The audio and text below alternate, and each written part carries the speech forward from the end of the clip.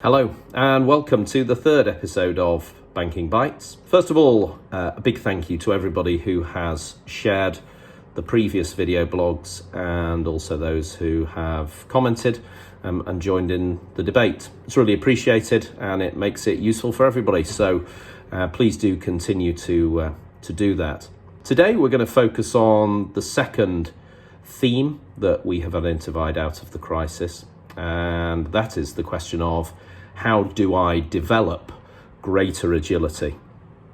Now, agility is something that has come to the fore during this crisis, and organizations have learned very, very quickly just about how effective and how agile their own organizations are. For some, it affirmed the positive nature of their agility, particularly for some of their BCP solutions. But for others, it left them with some very difficult questions to answer about how quickly they could adjust to different states. For all firms, however, whether it went well or whether it didn't, there will be lessons to learn and reflections to be made. And organizations will have to focus on what those lessons are and how they take them forward. They will also need to do that from looking inwardly and also looking out at how other organizations were successful or otherwise during this period. Now, again, we have three observations, learnings, thoughts in this area that we think firms should consider.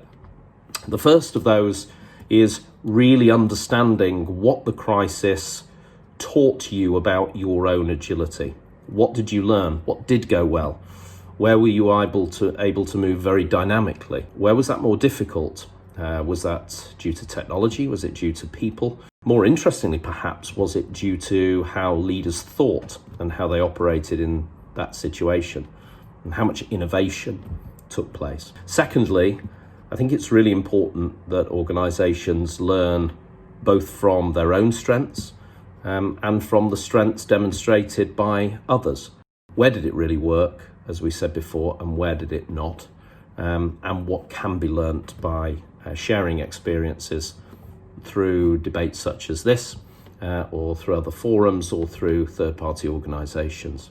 And finally, making sure that as organisations look forward, the agility that they build in is actually not just for business continuity purposes, but it's actually built into the day-to-day of how a business thinks, how it acts, and how it responds to any type of situation, not necessarily a pandemic, whether it be a new competitor, a new rate, a new product, a new need from customers. How quickly can the organization respond and react? Hopefully, again, some food for thought. I'd love to hear your thoughts. I'd love to hear your own perspectives on what your agility in your organization looked like through this period.